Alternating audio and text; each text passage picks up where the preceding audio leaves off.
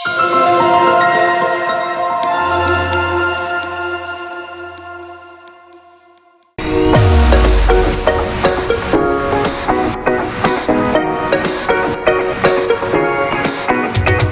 நன்றியோடு துதிக்கிறோமே, ஸ்தோத்திரிக்கிறோம். கர்த்தருக்கு நன்றிப்பா, ஸ்தோத்திரம். பேசும் தெய்வமே நன்றிப்பா. ஹல்லேலூயா, ஹல்லேலூயா, ஹல்லேலூயா. ஆண்டவரே உமக்கு ஆராதனை செலுத்துகிறோம், வணங்குகிறோம், வாழ்த்துகிறோம், ஸ்தோத்திரம் செலுத்துகிறோம். நீர் பரிசுத்தர், நீர் பரிசுத்தர்ப்பா.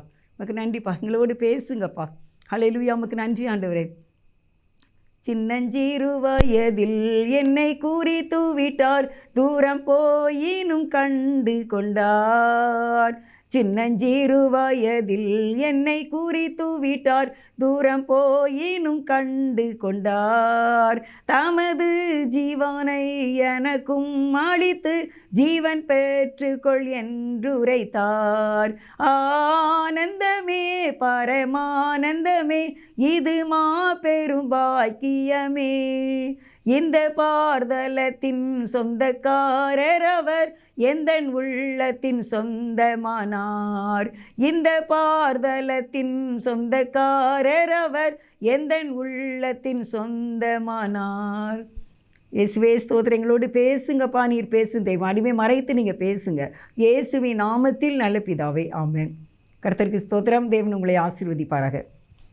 அருமையானவர்களே, இன்றைக்கு உங்களுக்கு தலைப்பு செய்தி என்ன அப்படின்னா, சரீரமும் விசேஷித்தவைகளாய் இருக்கிறது அப்படிங்கிற அந்த வார்த்தையை உங்களுக்காக கொடுக்க இருக்கின்றேன். நம்முடைய சரீரம் விசேஷித்தை தான். நம்ம நினைக்கிறோம் சரீரம் அது என்ன அது அப்படின்னு நினைக்கிறோம். நிறைய பேர் அதுக்கு ஒழுங்காக என்ன செய்கிறதில்ல, சாப்பாடு கொடுக்கறதில்ல, அந்தந்த நேரம் சாப்பிட்றதில்ல. அதை பற்றி தானே ஒரு செய்தி எனக்கு இன்றைக்கி ஆண்டவர் கொடுத்திருக்கின்றார் உங்களுக்கு கொடுக்கும்படியாக. என்ன, நம்ம சரீரத்தை போஷித்து அதை காப்பாற்ற வேண்டும். சரீரம் கர்த்தருக்குரியது தான். ஏன்னா இந்த சரீரத்தை உண்டாக்குனது யார்? ஆண்டவர் தான் சரீரத்தை உண்டாக்குனாங்க. அதனால் இந்த சரீரம் கர்த்தருக்குரியது. கர்த்தருக்குரிய இந்த சரீரத்தை நம்ம இந்த உடம்புன்னு சொல்லுவோம்ல, இந்த உடம்பை நம்ம என்ன செய்யணும்? பாதுகாக்கணும். அதுக்கு நேரத்துக்கு நேரம் சாப்பாடு கொடுக்கறது, உறக்கம் கொடுக்கறது, என்ன அது வேலை செய்ய வேண்டியது, அது விழித்திருக்க வேண்டியது, அது படிக்க வேண்டியது, என்னென்ன வேலை செய்யணுமோ, எங்கே போகணும், எல்லாமே அந்த சரீரத்துக்குரிய வேலையை செய்ய வேண்டுமா. அதான் ஆண்டவர் சொல்லியிருக்காரு. லூக்கா 12வது அதிகாரம் 23வது வசனம். ஆகாரத்தை பார்க்கிலும் ஜீவனும், உடையை பார்க்கிலும் சரீரமும் விசேஷித்தவைகளாய் இருக்கிறது. நம்ம என்ன நினைக்க அப்படின்னா, ஆகாரத்தை பார்க்கிலும் உயிர் எவ்வளோ பெருசு, அதே போல் உடையை பார்க்கிலும் சரீரம் விசேஷித்தவைகளாக இருக்கிறது. என்னதான் நம்ம எவ்வளவு விலை கூடின உடைகளை நம்ம அணிந்தாலும், ஆண்கள்னாலும் சரி, பெண்கள்னாலும் சரி, வாலிபர்னாலும் சரி, குழந்தைங்கள்னாலும் சரி, சின்ன குட்டி பிள்ளைக்கு கூட 6 மாதம் குழந்தைக்கு கூட 1000 ரூபாய்க்கு நம்ம ட்ரெஸ் என்ன செய்வோம், எடுத்து போடுவோம் இல்லையா. ஆனால் ஆண்டவர் என்ன சொல்கிறாருன்னா, அந்த உடையை விட அந்த குழந்தையினுடைய சரீரம் விசேஷித்ததாக இருக்கிறது. நம்முடைய சரீரமும் எப்படிப்பட்டதாக இருக்குதான், விசேஷித்த விதமாய் இருக்கிறது அப்படின்னு லூக்கா 12வது அதிகாரம் 20வது வசனம் எவ்வளவு அழகாக சொல்லி இருக்கிறது. உடையை பார்க்கிலும் உடைக்கு முக்கியத்துவம் கொடுக்கிற நீங்கள் சரீரத்தையும் பார்க்க வேண்டும், சரீரத்தையும் கவனிக்க வேண்டும். அதுக்கு பசி எடுக்கிற நேரம் அதுக்கு ஆகாரத்தை கொடுக்க வேண்டும். அது தூக்கம் கண்ணை கட்டி தூக்கம் வருகிற வேளையில் அந்த இரவு நேரங்களில் அதுக்கு நம்ம ரெஸ்ட்டு கொடுக்கணும். நம்முடைய மைண்டு, அந்த மூளையில் உள்ள நரம்புகள், நாளங்கள், சதைகள் எல்லாமே அது ஓய்வெடுக்க அது கேட்குது. என்ன செய்யும், மணி 10 ஆயிட்டில் நம்ம தூங்கலாமா, 9 ஆயிட்டில் தூங்கலாமா அப்படின்னு சொல்லி அந்த சரீரம், நம்முடைய மைண்டு செட்டப் என்ன செய்யுது, தூக்கத்தை தேடுது. அந்த நேரம் நம்ம அதை கொடுக்கும்போது அந்த 9:30 மணி 10 மணிக்குள்ளே நம்முடைய கடமைகளை செய்து, நம்ம வேதம் வாசித்து, குடும்ப ஜெபம் பண்ணி, பாட்டுகளை பாடி, எல்லாத்தையும் நம்ம எவ்வளோ குயிக்காக செய்யணுமோ அப்படியாக செய்து நம்ம தூங்கும்போது அந்த நம்ம மண்டைக்குள்ளே உள்ள நரம்புகள் மாத்திரமல்ல, சரீரத்தில் உள்ள அனைத்து உறுப்புகளும் அதது வேலையை சரியாக என்ன செய்யுமா, செய்திருமா. அப்படி தான் நிறைய டாக்டர்ஸ்லாம் சொல்கிறாங்க. நம்ம பார்க்குறோம், யூடியூப்பில் பார்க்குறோம், ஷேர் ஷீட்டில் பார்க்குறோம். இன்றைக்கி அதை செய்ய வேண்டும். எனக்கு இந்த சரீரத்தை குறித்து கடந்த நாள் ஆண்டவர் ரொம்ப என்னோடு பேசிக்கிட்டு இருந்தாங்க. ஒரு நாள் ராத்திரியும் எனக்கு அது ஒரு முக்கியமான செய்தியாக தோணுச்சு. உடனே நான் அதை எழுதியிருக்கேன். நான் இந்த செய்தியை எடுத்தது பிப்ரவரி மாதம் 6வது தேதியில் இந்த செய்தியை நான் நான் எழுதினேன். ஆனால் இது என்றைக்கு இது வெளியே வருதோ அன்றைக்கு நீங்கள் இதை பார்த்துக்கோங்க. அப்போ இதில் சரீரம் முக்கியமானது, இம்பார்ட்டன்ஸ் அப்படின்னு தேவன் சொல்கிறார். இன்னும் 1 கொரிந்தியர், இது இயேசுவே சொன்னது. உடையை விட நீங்கள் எத்தனையோ ஆயிரக்கணக்கில் நீ உடை உடுத்தாலும் உடைய சரீரத்தை நீ பேணி காப்பாற்ற வேண்டும். அதற்கு வேண்டிய உணவுகளை அந்தந்த நேரங்களிலே நாம் கொடுக்க வேண்டும். நீ 2000 நீ 3000க்கோ நம்ம எந்த துணி நம்ம உடுத்தாலும், சாரினாலும் சரி, சுடிதார்னாலும் சரி, ஃபேன் ஷர்ட்னாலும் சரி, 5000க்கோ அது 40,000க்குனாலும் நீங்கள் விடுங்க, அதை பற்றி பிரச்சனை இல்லை. ஆனால் தேவன் என்ன சொல்கிறாருன்னா, அந்த உடையை விட உன்னுடைய சரீரம் முக்கியமானது. ஏன் அப்படி சரீரம் முக்கியமானது? சுவர் தான் சொல்லுவாங்கள்ல, சுவர் இருந்தால் தான் சித்திரம் என்ன செய்ய முடியும், எழுத முடியும். ஒரு சுவர் எவ்வளோ ஸ்ட்ராங்காக இருக்கோ அந்த அளவுக்கு தான் அதில் படங்கள் ஓவியங்களை வரைய முடியும். அதனால் சுவர் எப்படி இருக்கணும், ஸ்ட்ராங்காக இருக்கணும். அதனால தான் சரீரத்தை நம்ம பேணி காக்க வேண்டும் அப்படின்னு சொல்லிட்டு அதுக்கு தேவையான அளவு தண்ணீர் கொடுக்க வேண்டும், அதுக்கு தேவையான அளவு எண்ணெய் கொடுக்க வேண்டும், அதுக்கு தேவையான அளவு நம்ம அதை சுத்தம் பண்ண வேண்டும் என்று கர்த்தர் பல காரியங்களை நமக்கு சொல்ல இருக்கின்றார். எனக்கு கொடுத்துருக்கிறது 30 நிமிடங்கள் தான். இப்போவே எனக்கு 5 நிமிடங்கள் போயிட்டு இன்னும் 25 நிமிஷத்தில் உங்களுக்கு எவ்வளவு சொல்லணுமோ அந்த சரீரத்தை பற்றி வேத ஆதாரத்தின்படி உங்களுக்கு நான் சொல்ல இருக்கின்றேன். 1 கொரிந்தியர் 6வது அதிகாரம் அதில் 20வது வசனம். 1 கொரிந்தியர் 6:20. கிரயத்துக்கு கொல்லப்பட்டீர்களே, ஆகையால் தேவனுக்கு உடையவைகளாகிய உங்கள் சரீரத்தினாலும் உங்கள் ஆவியினாலும் தேவனை மகிமைப்படுத்துங்கள். ஹல்லேலூயா, ஸ்தோத்திரம். இந்த சரீரம் கிரயத்துக்கு கொல்லப்பட்டிருக்காமா. அதாவது ஏசப்பா தன்னுடைய இரத்தத்தை சிந்தி நம்மளுடைய சரீரத்தை அவர் வாங்கியிருக்கார். யார்கிட்ட? ஆதாம் ஏவாள். அவங்ககிட்ட பிசாசு என்ன செய்துட்டான், அந்த பழத்தை சாப்பிட சொல்லி அந்த சரீரத்தில் கேடு உண்டாக்கிட்டான்.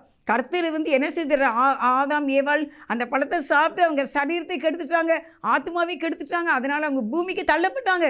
அங்கே பூமிக்கு தள்ளப்பட்ட பூமியில் என்னதான் முள்ளும் கொறுக்கலும் உழைக்கும்னு தேவன் சொன்னார்.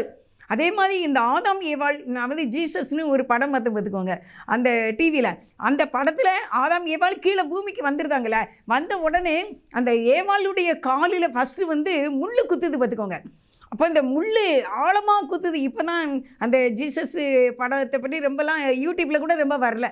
அந்த முள் குத்துற உடனே அவங்க அழுறாங்க. ஏன்னா அவங்க ஏதேன் தோட்டத்தில் ஒரு ஏதேன்னா என்றால் என்ன, மகிழ்ச்சி, இன்பம். அங்கே வாழ்ந்து அவங்களுக்கு இங்கே இந்த முள் குத்துற உடனே தாங்க முடியாமல் அந்த அம்மா கதற காட்சி அந்த இதில் நான் பார்த்த படத்தில். அப்போ அதனால் ஆண்டவர் என்ன செய்ய, தன்னுடைய இரத்தத்தை சிந்தி இப்போ இந்த சரீரத்தை மீட்டெடுத்திருக்கின்றார். அதனால தான் இப்போ நமக்கு என்ன, நமக்கு செருப்பு போடுறோம், நம்ம பாதரட்சி போடுறோம், நமக்கு நல்ல ரோடு போடுறாங்க, எத்தனை வகையான ஷூக்கள் நம்ம போடுறோம், எத்தனை விதமான சாக்ஸு போடுறோம், எவ்வளோ ஹீல்ஸு வச்ச செருப்பு போடுறோம். தேவனுடைய ஒரு கிருபை தான் இதெல்லாம். இப்படிலாம் நம்ம இன்றைக்கி போடுறோன்னா அவருக்கே அந்த துதிக்கான மகிமை எல்லாம் நான் செலுத்துகிறேன், நீங்களும் செலுத்துங்க. நம்மளாம் செருப்பில்லாத ஒரு காலத்தில் வாழ்ந்த நாட்கள் உண்டு. ஆனால் கர்த்தர் இப்போ நம்ம எவ்வளவாய் ஆசீர்வதித்திருக்கிறார். அதனால் சொல்கிறாரு, இந்த சரீரத்தை நான் கிரயம் என்னுடைய இரத்தத்தை சிந்தி நான் வாங்கியிருக்கேன். அதனால் இந்த சரீரத்தினாலும் உங்கள் ஆவியினாலும் தேவனை மகிமைப்படுத்துங்கள். அப்போ இந்த சரீரம் உங்களுக்கு இம்பார்ட்டன்ட் ஏன் சொல்லிக்கிட்டு இருக்கேன் அப்படின்னா, இந்த சரீரம் தேவனை மகிமைப்படுத்துவதற்கு இதற்கு தேவையான சக்தி வேணும். இந்த சரீரத்தில் நல்ல ஹெல்த் இருந்தால் தான் நம்ம சரீரத்தினால கர்த்தரை துதிக்க முடியும். நீங்கள் முழங்கால் படிக்கிட்டு கர்த்தரை ஸ்தோத்திரிக்க வேண்டுமானால் உங்களுடைய சரீரத்தில் உங்களுக்கு சக்தி இருக்க வேண்டும்ல, உங்களுக்கு சரீரத்தில் பலன் இருக்கணும்ல. அது தண்ணி கேட்கும்போது அதுக்கு தண்ணி கொடுக்கணும்ல. அதுக்கு என்ன வேணுமோ, ஏன்னா அந்த நேரம் அது ஏதோ ஒரு சுவையை தேடுது. அது ஒரு நேரம் ஒரு காரமான ஒரு உணவை தேடும்போது அதுக்கு ஒரு காரமான உணவை கொடுக்க வேண்டும். அது ஒரு மென்மையான ஒரு ஆகாரத்தை குடிக்க வேண்டும் என்று தேடும்போது அதுக்கு ஒரு ஆகாரத்தை கொடுக்க வேண்டும். அப்படியான சரீரத்தில் உங்களுக்கு ஸ்ட்ரென்த் இருக்கும், ஹெல்த் இருக்கும். அப்படி இருக்கும்போது இங்கே நல்லா தேவனை என்ன செய்யலாம், மகிமைப்படுத்தலாம். நான் ஆண்டவரை ஏற்றுக்கொண்டு அந்த நாட்களில் ரொம்ப உபவாசம் இருக்கணும்னு ரொம்ப ஆசையாக இருக்கும் பார்த்துக்கோங்க. ஏன்னா எங்களுக்கு உபவாசம் இருக்கணும், இப்படி ஃபாஸ்டிங்கு, அது ப்ரேயர், ஃபாஸ்டிங் ப்ரேயரு அந்த மாதிரிலாம் தெரியாது. யாரோ ஒருத்தல் முயற்சின்னு சொல்லுவாங்க. மற்றபடி இப்படி ஃபாஸ்டிங் இருக்கணும், இப்படி சாப்பிடாமல் மணிக்கணக்காக இருந்து ஆண்டவனுக்கு ஜெபம் பண்ணணும், நம்முடைய ஜெபத்தை எல்லாத்தையும் ஆண்டவர்கிட்ட சொல்லணும். சாத்தான் ஓடிடுவான். என் ஃபாஸ்டிங் இருந்து ஜெபம் பண்ணால் பிசாசு ஓடிடும், என்ன தேவன் நம்மோடு பேசுவார், என்ன அது பிறகு சத்துரு போராட்டம் இருந்தால் அது விலகிரும், சாத்தான் நம்மளை தொட முடியாது, நம்ம உபவாசத்தோடு இருந்தால் நம்முடைய ஜெபத்தை ஆண்டவர் கேட்பாங்க அப்படிங்கிறதுலாம் அந்த நாட்களில் தெரியாதுல்ல. அப்போ எனக்கு தெரிஞ்ச போது எனக்கு ரொம்ப ஆசையாக இருக்கும் பார்த்துக்கோங்க, உபவாசம் இருக்கணும். அப்போ நான் என்ன செய்வேன் அப்படின்னா, ஒரு இது பெருமைக்காக சொல்லலை, தேவன் என்ன ரொம்ப தெரியாட்டாலும் எனக்கு ரொம்ப சபைக்கு அங்கெங்கெல்லாம் போகலை. நான் சிஎஸ்சி தான் போவேன், எங்கள் அத்தை அங்கே தான் போகணும், வேறு எங்கேயும் போகக்கூடாதுன்னு சொல்லிட்டாங்க. அதனால் எனக்கு கேட்ட சத்தியம் அங்கே உள்ளவங்க, அங்கே உள்ள பெண்கள் ஐக்கிய சங்கத்தில் தாய்மார் அவங்கெல்லாம் சொல்லி கொடுத்த உபதேசம் தான் பார்த்துக்கோங்க. அப்போ என்ன செய்வேன்னா, ஒரு செம்பு நிறைய காப்பி போட்டுக்கிடுவேன். செம்பு நிறைய காப்பி போட்டுட்டு நான் முன்னால் வச்சுக்கிடுவேன். வச்சுட்டு நான் என்ன செய்வேன், ஜெபம் பண்ணுவேன். அப்படியே ஜெபம் பண்ணிக்கிட்டு முதல் நாள், இப்போ 21 நாள் நம்ம ஃபாஸ்டிங் இருக்கணும்னு வச்சுக்கோங்க. அப்போ இந்த 21 நாளில் முதல் நாள் காலையில் நம்ம ஒரு டம்ளர் காப்பி குடிச்சிருப்போம். அதுக்கு பிறகு பிள்ளைங்களெல்லாம் அனுப்பணும், ஸ்கூலுக்கு அனுப்பணும், சாப்பாடு செய்யணும், கணவருக்கு கொடுக்குறத கொடுக்கணும், எல்லாமே நம்ம சரி வீடு வாசலில் கூட்டிகிட்டு பாத்திரம் விளக்கிட்டு அப்புறம் உடனே ப்ரேயர் பண்ணிடணும். ஏன்னா நம்ம 12-1 மணிக்கு ஃபாஸ்டிங் முடிக்க சொல்லுவாங்க. அப்போல்லாம் அப்படி தான் எங்களுக்கு கற்றுக் கொடுத்தாங்க பெண்கள் ஐக்கிய சங்கத்தில். உடனே என்ன செய்வேன், ஒரு செம்பு நிறையா காப்பி போட்டு காப்பியை முன்னால் வச்சுருவேன். ஏன்னா நம்ம அம்மா வீட்டில் அப்படி இருந்ததில்லை. அங்கே நம்ம எதனாலும் சாப்பிடுவோம், அரவை மிஷின் மாதிரி நம்ம சாப்பிட்டுக்கிட்டே இருப்போம் எப்போ பார்த்தாலும். ஆனால் இந்த ஃபாஸ்டிங் வந்து அப்படி இருக்க முடியுமா என்ன தெரியலையா அப்படின்னு சொல்லிட்டு ஒரு செம்பு நிறைய காப்பி போட்டு வச்சுக்கிடுவேன் பார்த்துக்கோங்க. வச்சுட்டு நான் ப்ரேயர் பண்ணுவேன் தனியாக உட்காந்து. அப்படியே ப்ரேயர் பண்ணிவிட்டு உடனே நாக்கில் என்ன செய்ய வரன்றோம். உடனே என்ன செய்யுது, ஒரு டம்ளர் காப்பியை குடிக்கிறது, திருப்பி என்ன செய்யுது ஜெபம். இப்படியே ஆண்டவருடைய கிருபையினால் அந்த காப்பியை குடித்து அப்படியே அந்த ஜெபம் பண்ணி பாருங்கள். ஃபஸ்ட்டு நாளே நம்ம எதுக்காக ப்ரேயருக்கு 21 நாள் ஃபாஸ்டிங் போட்டிருக்கோம். 21 நாள் யார் இருந்தா அப்படின்னா தானியேல் இருந்தார். 21 நாட்கள் அவர் தானியேல் இருந்தார். 3 வாரம் அப்படின்னு போட்டிருக்கு. தானியேல் நீங்கள் பார்த்தீங்கன்னா 3 வாரங்களாகி நாள் மட்டும் நான் உபவாசித்து ஜெபித்து கொண்டிருந்தேன். அப்போ இந்த 3 வாரம் வந்து 21 நாட்கள். ஆனால் நம்ம எப்போவுமே வேதத்தின் அடிப்படையில் தான் ஃபாஸ்டிங் இருக்கணும். 3 நாள் எஸ்தர் ராஜாத்தி இருந்தாங்க. 3 நாள் 7 நாள் எஸ்ரா இருந்தார். ஏன்னா 21 நாள் தானியேல் இருந்தார். ஏன்னா மோசே வந்து 40 நாள் இருந்தார். ஏன்னா இதை தவிர 60 நாள் 80 நாள் என்ன, அதாவது நாளை குறிப்பிட்ட நாளை இல்லாமலாம் இருக்கக்கூடாது அப்படின்னு அப்போ எங்களுக்கு சொல்லி கொடுத்தாங்க. நான் ஆண்டவரை ஏற்றுக்கொள்ளும்போது 28-29 வயசு இருக்கும் பார்த்துக்கோங்க. அப்போ இப்படி சொல்லி தந்ததுனால அதே தான் பின்பற்றுறது. ரொம்ப முடியாத பட்சத்தில் 3 நாள், அதுக்கு பிறகும் இது கொஞ்சம் லாங்காக நமக்கு ஃபாஸ்டிங் வேணும்னா 7 நாள், அதுக்கு பிறகு இன்னுமே இது பெரிய காரியமாக இருக்க. இப்போ நம்ம பிள்ளை படிக்கணுமே, நம்ம பிள்ளைக்கு ஒரு வேலை கிடைக்கணுமே, ஏன்னா நம்ம பிள்ளைக்கு நல்லா சுகமாகணுமே, நம்ம பிள்ளை கணவன் ரசிக்கப்படணுமே அப்படின்னு நினச்சாச்சுன்னா 21 நாள் போட்டுருது. கேலண்டரில் என்ன எழுதுறது, எழுதிட்டு 21 நாள் இந்த காப்பி தண்ணி தான் மதியானம் சாப்பிடுவோம் பார்த்துக்கோங்க. மதியம் 1 மணிக்கு மேலே அப்படி இருக்கும். இருந்த 21 நாளுக்கு இருந்தோம் வச்சுக்கோங்க. அந்த முதல் நாளே அந்த ஜெபம் வந்து கேட்கப்பட்டுரும். அதுக்கப்புறம் 20 நாளும் நன்றி தான் சொல்லியிருக்கு. அப்படியாக அந்த ஜெபத்தை ஆண்டவர் கேட்டார். அந்த 21 நாள் கரெக்டாக முடியும். அப்புறம் நம்ம டெய்லி சாப்பிட்ற உணவை கரெக்டாக சாப்பிட்டு வரும்போது சரீரம் ஆரோக்கியமாக இருக்கும். அந்த சரீரம் நமக்கு ஹெல்த்துக்கு நம்ம வந்து அவரை என்ன செய்யணுமா, நம்ம ஸ்தோத்திரிக்க வேண்டும். இந்த சரீரத்தை நம்ம பாதுகாக்க வேண்டும். அதை தான் அதில் சொல்லியிருக்கு. உங்களை சரீரத்தினாலும் கிரயத்துக்கு கொல்லப்பட்டீர்களே, அதனால் உங்கள் சரீரத்தினாலே தேவனை மகிமைப்படுத்துங்க. அடுத்து 1 கொரிந்தியர் 12வது அதிகாரம் 17வது வசனத்தை உங்களுக்கு நான் வாசிக்கிறேன். அதாவது நம்முடைய சரீரம் முழுவதும் எதனால நம்மளுக்கு கண் இருக்குது, காது இருக்குது, பிறகு வந்து கால் இருக்குது. சரீரம் முழுவதும் ஒவ்வொரு அவயவமாக நமக்கு இருக்கின்றது. கண், காது, வாய், மூக்கு, கால் எல்லாம் இருக்குது. எல்லாமே எப்படிப்பட்டவைகளாக இருக்குதா, சரீர அவயவங்களில் பலவீனம் உள்ளவைகளும் இருக்குது, பலம் உள்ளவைகளும் இருக்குது. இப்போ அதில் வந்து அப்போ இந்த சரீரம் வந்து எல்லாமே என்ன செய்யணும், எல்லாம் ஒன்று சேர்ந்து ஒத்துழைக்கணும். ஒரு சரீரம் பாடுபட்டால் 26வது வசனத்தில் ஒரு சரீரம் பாடுபட்டால் எல்லா அவயவங்களும் கூட பாடுபடும். ஒரு அவயவம் மகிமைப்பட்டால் எல்லா அவயவங்களும் கூட சந்தோஷப்படும். நீங்களே கிறிஸ்துவின் சரீரமாக இருக்கீங்க அப்படின்னு சொல்லியிருக்கு. அப்போ இப்போ நான் கையில் வந்து ஒரு புண்ணு வந்துச்சு, கையில் ஒரு புண்ணு வந்து அது ரத்தமாயிட்டு இல்லை இழைச்சிட்டு ஏதோ அடிபட்டுட்டு அப்படின்னா எல்லா சரீரமும் சேர்ந்து தான் என்ன செய்யும், கஷ்டப்படும். அப்போ இந்த புண்ணு ஆற ஆற அதனால சுகமாக நம்முடைய சரீரத்தில் உள்ள எல்லா உறுப்புமே சேர்ந்து என்ன செய்யுமா, சந்தோஷப்படும் அப்படின்னு சொல்லி போட்டிருக்கு. 1 கொரிந்தியர் 6வது அதிகாரம் 15வது வசனத்தை உங்களுக்கு வாசிக்கிறேன். உங்கள் சரீரங்கள் கிறிஸ்துவின் அவயவங்கள் என்று அறியீர்களா? அப்படி இருக்க நாம் கிறிஸ்துவின் அவயவங்களை வேசியின் அவயவங்களை ஆக்கலாமா? அப்படி செய்யலாகாது.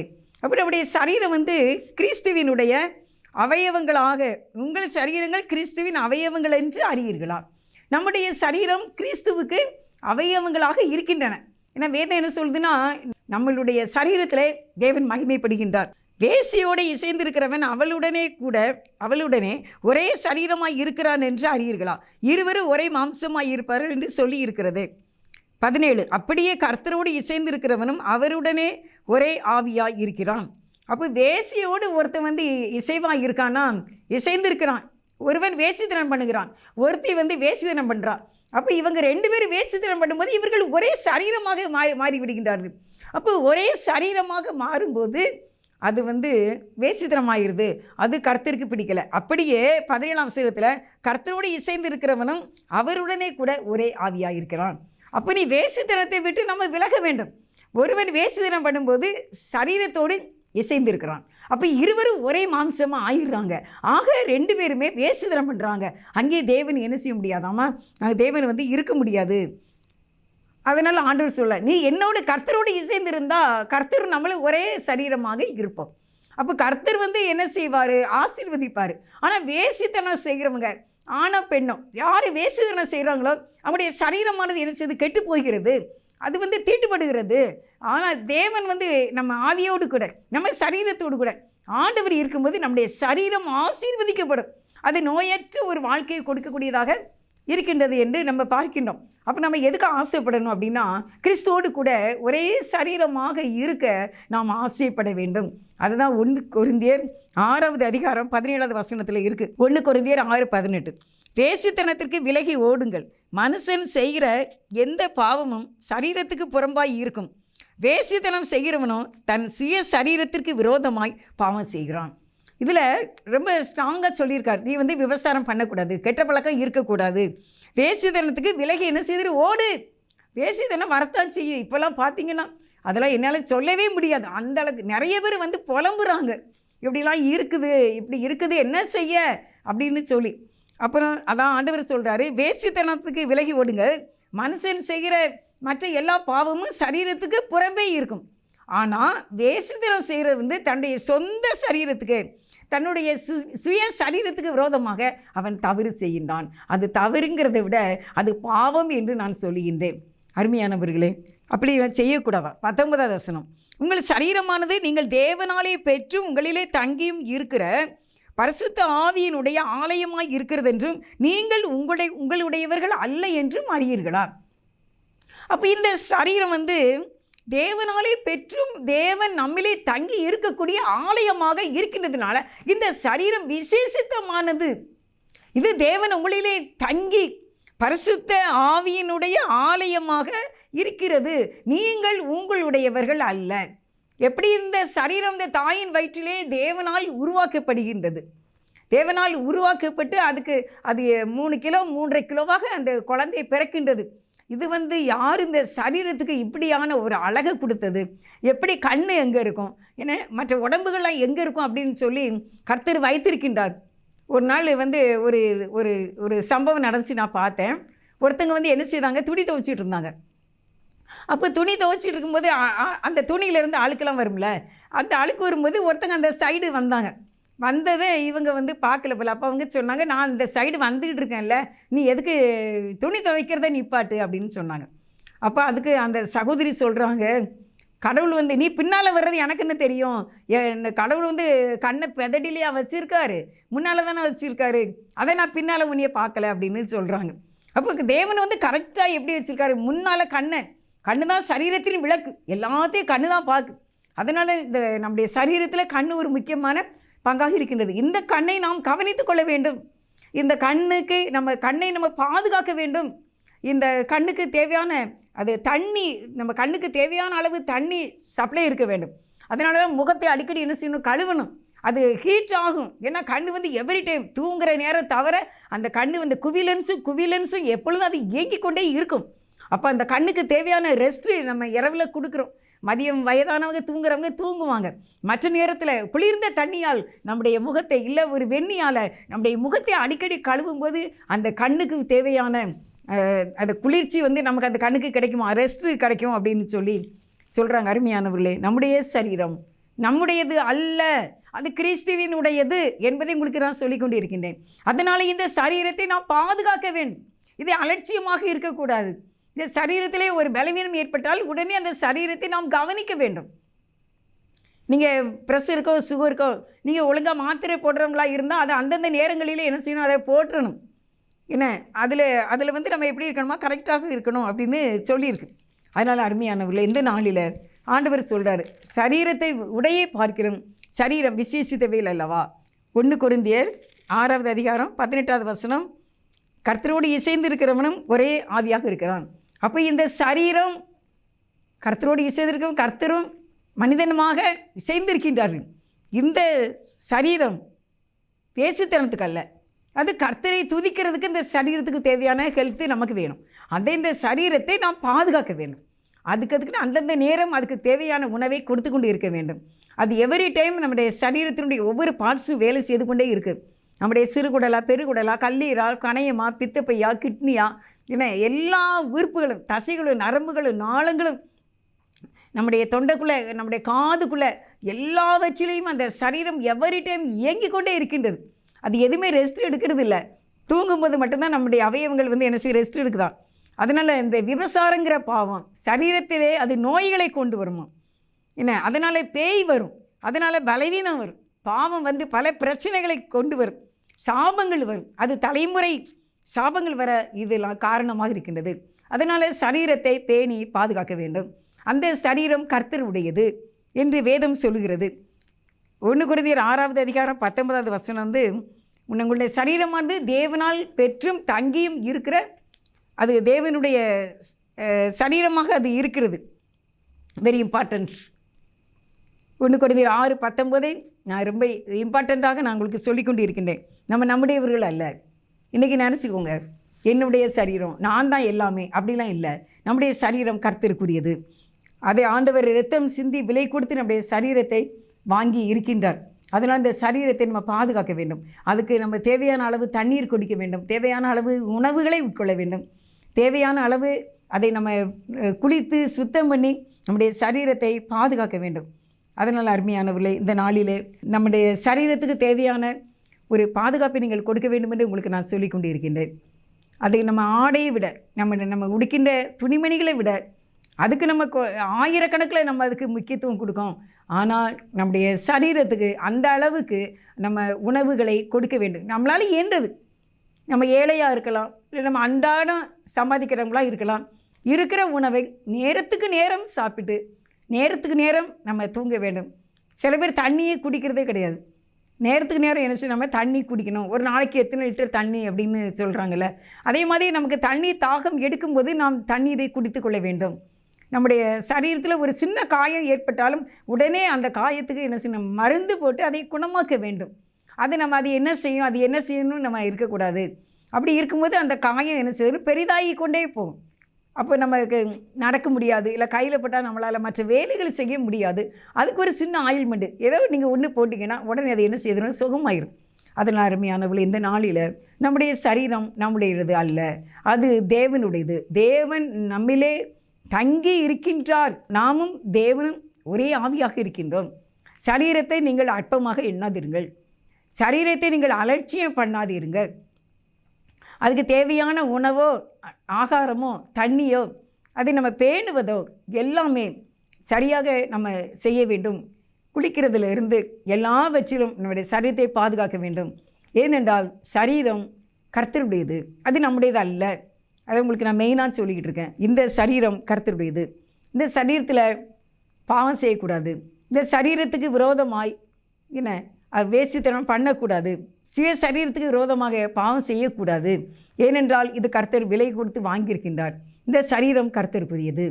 அதை நம்ம அதுக்குன்னு அந்தந்த நேரங்களிலே நமக்கு இருக்கின்ற உணவை நம்ம உண்டு அதை நம்ம பாதுகாத்து அதை ஆரோக்கியமாக வைத்து தேவனை மகிமைப்படுத்துவதற்கு இந்த சரீரம் ஏற்றதாக இருக்கும் என்று வேதம் சொல்லுகிறது. வேதத்தின் அடிப்படையில் உங்களுக்கு நான் அந்த காரியத்தை சொல்லி கொண்டு இருக்கின்றேன். எப்படி சரீரம் முக்கியமானது என்பதை. இந்த சரீரத்தில் பிசாசு ஆளக்கூடாது, இந்த சரீரத்தில் சாத்தான் வரக்கூடாது, இந்த சரீரத்தில் நோய் வராதபடிக்கு நம்மை அதில் கவனம் செலுத்த வேண்டும். ஆண்டவற்றை நம்முடைய சரீரத்துக்காக ஜெபிக்க வேண்டும். இந்த சரீரம் கர்த்தரோடு இசைந்திருக்க வேண்டும் என்று ஆசைப்பட வேண்டும். அந்த சரீரத்தை நம்ம பாதுகாக்க வேண்டும். ஆண்டவருடைய கிருபையினால் தேவன் நமக்கு அதுக்கு நல்ல சப்போர்ட் கொடுப்பார். பள்ளியிடத்துக்கு போகிற பிள்ளைகளுக்கும் நம்ம அதை கற்றுக் கொடுக்கணும். சரீரத்தை நம்ம பாதுகாக்க வேண்டும். நம்ம எலும்புகள் நன்றாக இருக்க வேண்டும். எந்த ஆகாரம்னாலும் கழிக்காமல் சாப்பிட வேண்டும். அது பிடிக்காது, இது பிடிக்காது என்றுலாம் என்ன செய்யக்கூடாது, சொல்லக்கூடாது. எப்பப்போ எந்தெந்த ஆகாரமோ அதை அப்பப்போ நம்ம சாப்பிட்டு நம்ம சரீரத்தினால் கர்த்தரை மகிமைப்படுத்தி இந்த சரீரத்தினால் கிறிஸ்துவுக்கு நாம் ஊழியம் செய்ய வேண்டும். சரீர ஹெல்த்தாக இருந்தால் தான் நிறைய நேரம் துதிக்க முடியும். சரீரம் ஆரோக்கியம் இருந்தால் தான் நல்ல வாயை திறந்து ஜெபிக்க முடியும். இல்லைன்னா கழுத்து வலிச்சிடும், கால் வலிச்சிடும், உட்காந்துறணும்னு வந்துடும். ஆனால் அதுக்கு தேவையான அளவு ஹெல்த் இருந்துச்சுன்னா, அதுக்கு தேவையான ஆகாரத்தை நீங்கள் சாப்பிட்டீங்கன்னா, நீங்கள் தண்ணி குடிச்சிங்கன்னா, அது நமக்கு கர்த்தரை மகிமைப்படுத்துவதற்கு அந்த சரீரம் ஏற்றதாக இருக்கும் என்று உங்களுக்கு நான் சொல்லிக் கொண்டு இருக்கின்றேன். பிலிப்பியர் 1வது அதிகாரம் 20வது வசனத்தை சொல்லி இந்த செய்தி நான் முடிக்க இருக்கின்றேன். அதில் என்ன சொல்லியிருக்கு அப்படின்னா, பிலிப்பியர் 1 அதிகாரம் 20வது வசனம், நான் ஒன்றிலும் வெட்கப்பட்டு போகாமல் எப்பொழுதும் போல இப்பொழுதும் மிகுந்த தைரியத்தோடே ஜீவனாகிலும் சாவினால் ஆகிலும் கிறிஸ்துவின் சரீரத்தினாலே மகிமைப்படுவார் என்று எனக்கு உண்டாயிருக்கிற வாஞ்சைக்கும் நம்பிக்கைக்கும் தக்கதாய் அப்படி முடியும். கிறிஸ்து எனக்கு ஜீவன், சாவு எனக்கு ஆதாயம். அதாவது இந்த சரீரத்தினாலே தேவன் மகிமைப்படுவார் என்ற அந்த ஒரு வாஞ்சையும் அந்த நம்பிக்கையும் எனக்கு இருக்குது அப்படின்னு சொல்கிறார். இந்த சரீரத்தினாலே தேவன் மகிமைப்படுவார். அது ஒரு இடத்துல சொல்கிறாரு, கிறிஸ்துவனுடைய அந்த மரணத்தை என் சரீரத்திலே நான் சுமந்து கொண்டு திரிகின்றேன் அப்படி சொல்லியிருக்கு. எப்படியா? கிறிஸ்துவினுடைய அந்த மரணத்தின் அச்சு அடையாளங்களை என் சரீரத்திலே நான் சுமந்து கொண்டு திரிகின்றேன் அப்படின்னு. அந்த அளவுக்கு அவர் கிறிஸ்துவுக்காக அடி வாங்கியிருக்கார். இந்த சரீரத்தில் அவர் நிறைய அடிச்சிருக்காங்க, வாரினாலும் மிலாறுகளினாலும் அவரை அடித்திருக்கிறார்கள். அந்த அச்சு அடையாளங்கள் சரீரத்தில் காணப்படுகிறது. அதான் சொல்கிறார், இந்த சரீரத்தினாலே என் தேவன் மகிமைப்படுகிறார். என்னை அடித்தாங்கல்ல, அந்த அடியை நான் வாங்கினதுனால தேவன் மகிமைப்படுகிறார். சரி, அதனால் சரீரத்தை நம்ம பாதுகாக்க வேண்டும். நம்ம ஜெபம் செய்வோம். என் ஆத்துமாவும் சரீரமும் என் ஆண்டவர்க்கே சொந்தம், இனி வாழ்வது நான் அல்ல, என்னில் இயேசு வாழ்கின்றார். இயேசு தேவா அர்ப்பணித்தேன், என்னையே நான் அர்ப்பணித்தேன். இயேசு தேவா அர்ப்பணித்தேன், என்னையே நான் அர்ப்பணித்தேன். ஏற்றுக்கொள்ளும் ஏந்தி கொள்ளும் என் இதயம் வாசம் செய்யும். ஏற்றுக்கொள்ளும் ஏந்தி கொள்ளும் என் இதயம் வாசம் செய்யும். என் ஆத்மாவும் சரீரமும் என் ஆண்டவர்க்கே சொந்தம், இனி வாழ்வது நான் அல்ல, என்னில் இயேசு வாழ்கின்றார். நல்ல ஆண்டவரே, எங்களுடைய சரீரம் முக்கியமானது. எங்களுடைய சரீரத்திலே நீர் தங்கி, எங்களுடைய ஆவி ஆத்மா சரீரத்திலே நீர் தங்கி எங்களோடு நீர் வாழ்கிறீர். ஆண்டவரே, நாங்களும் உம்மோடு ஆண்டவரே வாழ்ந்திருக்க இந்த சரீரத்தை நீர் எங்களுக்கு பாதுகாத்து தர வேண்டும். இந்த சரீரத்துக்கு நல்ல சுகத்தையும் பலத்தையும் தீர்க்காயுசையும் நீங்கள் கொடுக்க வேண்டும். இந்த சரீரத்தினால் நாங்கள் உம்மை மகிமைப்படுத்த வேண்டும். ஆண்டவரே, உங்களுக்கு நன்றிப்பா. நீர் எங்களிலே தங்கி இருக்க வேண்டும். பரிசுத்த ஆவியானவருடைய ஆலயமாக எங்கள் சரீரம் இருக்கிறபடியினால் எங்களுடைய ஆவி ஆத்துமாவை சரீரத்தை நீங்கள் பாதுகாத்து கொள்ள வேண்டும். அதுக்கேற்ற கிருபைகளை எங்களுக்கு தந்து எங்களுடைய ஆவி ஆத்மா சரீரத்தை நீர் பாதுகாத்து ஆசீர்வதிக்க வேண்டும் என்று, நல்ல சுகமும் பலனும் தீர்க்காயுசை கொடுக்க வேண்டும் என்று, பாவங்கள் சாபங்கள் நோய்கள் சாத்தானுடைய வல்லமைகள் பயத்தின் ஆவி என்னுடைய சரீரத்தை இருதயத்தை தாக்காதபடிக்கு நீர் பாதுகாத்து கொள்ள வேண்டும் என்று தரைமட்டு தாழ்த்தி ஜெபத்தை ஏறெடுக்கிறோம். இயேசுவின் நாமத்தில் நல்ல பிதாவே, ஆமென், ஆமென். God bless you.